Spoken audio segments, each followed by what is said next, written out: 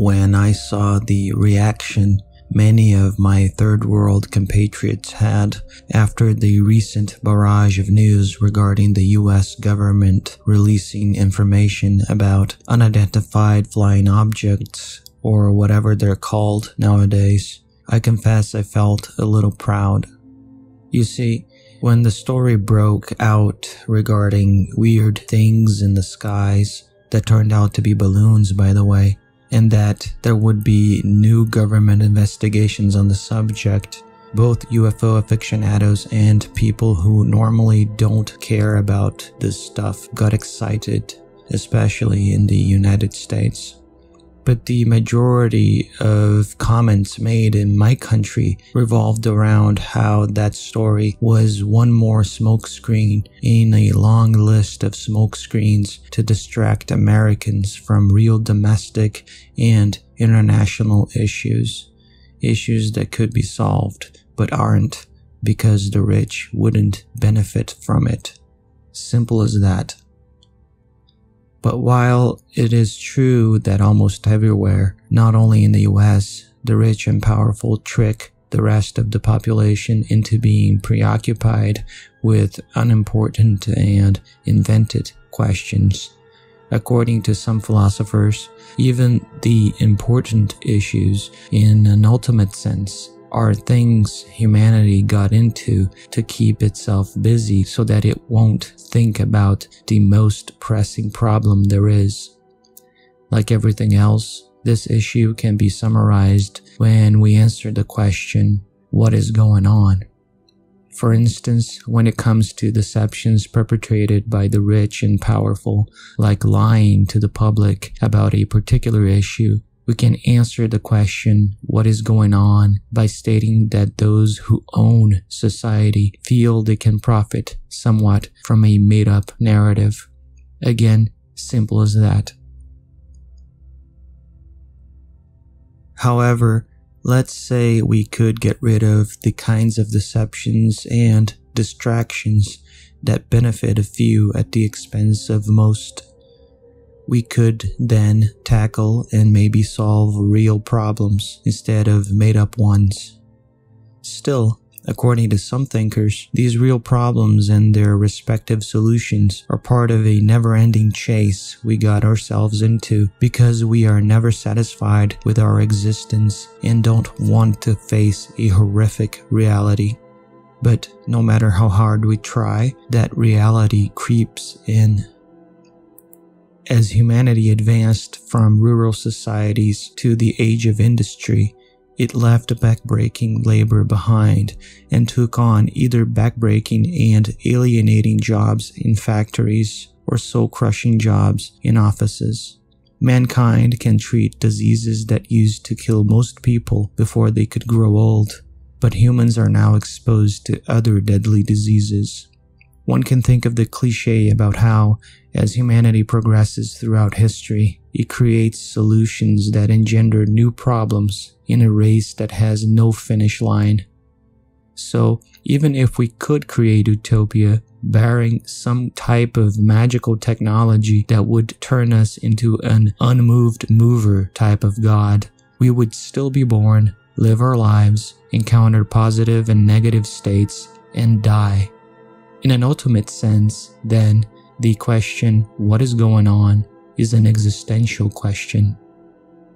The heart of the matter here are the things we do and the stories we tell each other in order to distract us from a deeper reality we don't want to confront, ever. Citing Yuji Krishnamurti in The Conspiracy Against the Human Race, Thomas Ligotti writes, quote, "Somewhere along the line in human consciousness, there occurred self-consciousness. That consciousness separated man from the totality of things. Man, in the beginning, was a frightened being. He turned everything that was uncontrollable into something divine or cosmic and worshipped it. It was in that frame of mind that he created, quote-unquote, God. So culture is responsible for whatever you are.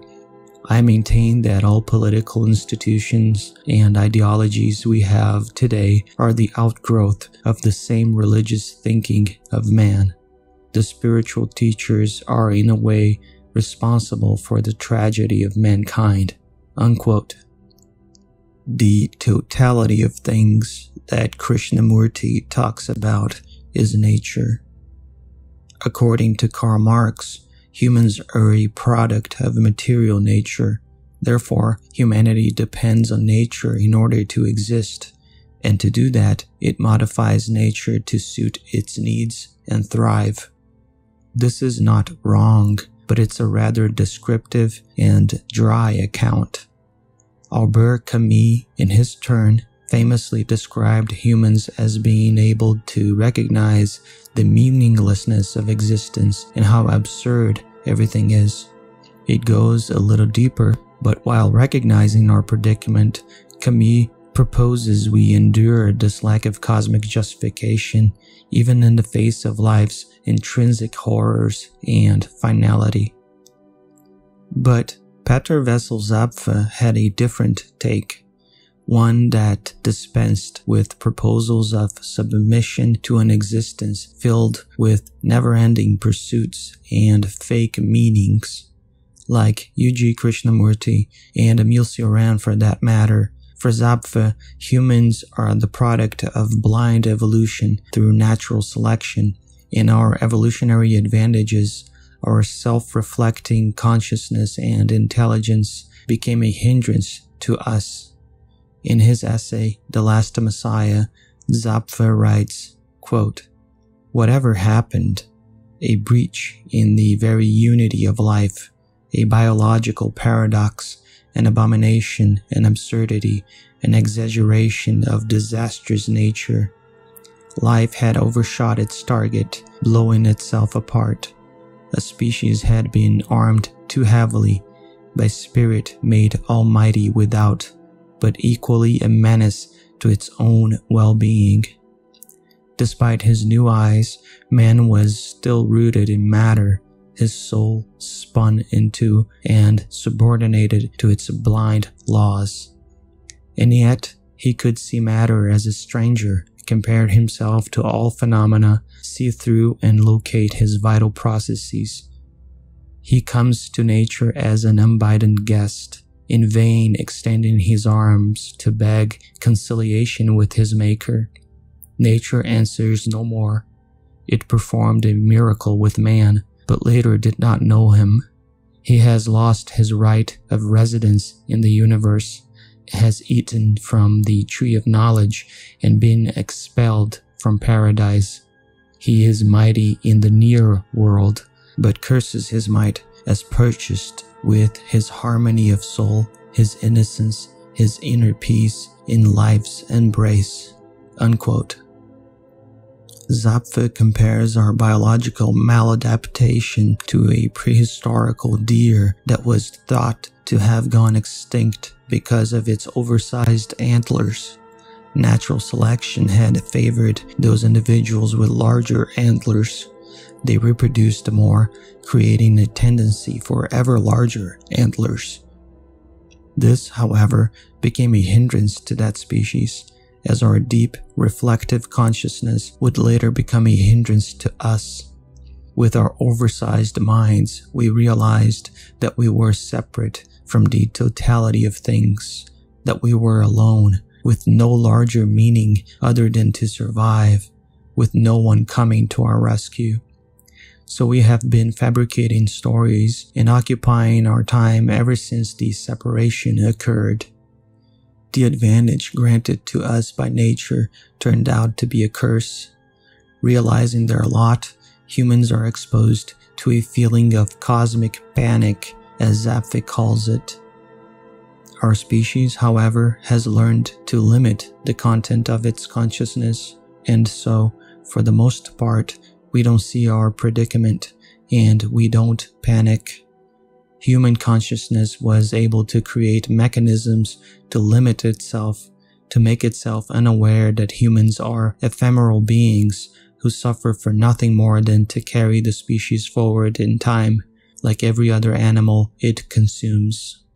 And that is why the Homo sapiens didn't go extinct in an epidemic of madness, according to Zappa. This is the greatest sleight of hand of all. Quoting Zappa, cultural history, as well as observation of ourselves and others, allowed the following answer.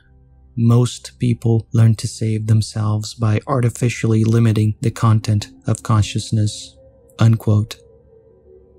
For Zappa, this limitation occurs via 4 mechanisms that we can combine or not in a multitude of ways. They are isolation, anchoring, distraction, and sublimation.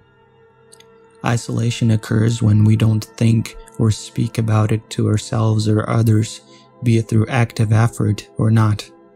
Anchoring is when we fixate on certain things as they give our lives meaning, be it consciously or unconsciously. Church, state, ideals, personal goals, and relationships are examples of anchoring. Distraction is, well, actively seeking distractions, like watching television, to occupy our minds and our time so as to avoid panicking. Finally, some are capable of confronting the horror of existence and have overwhelming personal transformations by either experiencing something or producing something of value to themselves and maybe others. This is sublimation, a piece of art, an essay, a scientific thesis, an athletic achievement, the enjoyment of the view from the top of a mountain. Many different things can be linked to an experience of sublimation. But it will depend, of course. Most of the time, none of these examples will be connected to sublimation.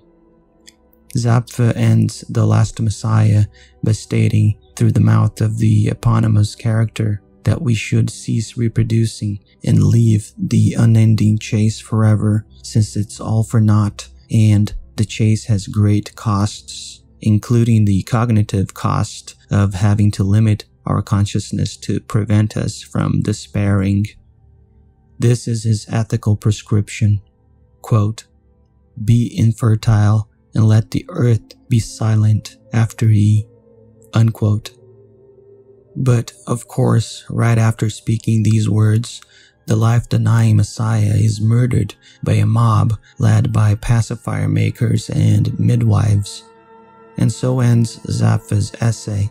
Infertility is his answer to the greatest of all tricks, the one we play on ourselves so we don't fall prey to cosmic panic. This trick is part of what Thomas Ligotti calls the conspiracy against the human race in his book by the same name, a conspiracy all of us participate in when we hide from ourselves the knowledge that human consciousness was a step too far for nature, an unbearable weight that drags us down. So, even though my compatriots might be right in saying that the most recent unidentified flying object media buzz is likely a distraction encouraged by powerful groups who rather have the masses enthralled with non-existing issues than having them questioning the status quo, the reality is far more insidious, in that even the real issues we face are inseparable from the collective journey we started way back when the human, through no fault of its own, was separated from the rest of nature. The most egregious deception is perpetrated not just by the powerful, but by all of us.